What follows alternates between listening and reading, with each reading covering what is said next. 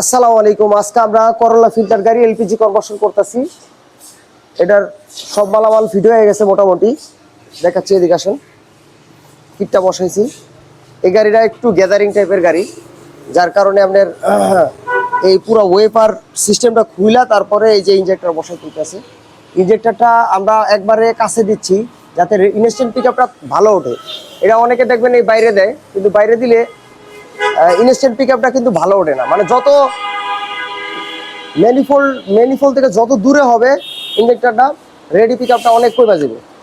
আমরা এটার এত কাছে দিতেছি, একদম তেলের ইঞ্জেক্টরের কাছাকাছি দিচ্ছি, যার কারণে আমরা এটা ইনস্ট্যান্ট পিক আপটা অন্যান্য গাড়ি থেকে আরো বেশি পাবো ইনশাল্লাহ। আমরা 40 লিটার চাকা সিলিন্ডার ইউজ করতেছি। পিছনের জায়গাটা একদম, গাড়ির কালারটা অনেক সুন্দর। নাম্বার উঠান দেবো না।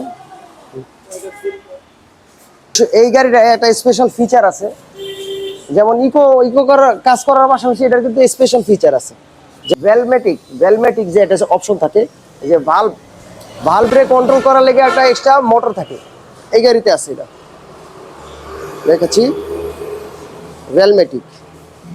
এই কারণে আমরা যখন সফটওয়্যার টিউনিং করব, আমাদের সফটওয়্যারের ভিতরে কিন্তু ভ্যালমেটিক অপশন আছে, আমরা ওইটা অ্যাক্টিভ করে দিব।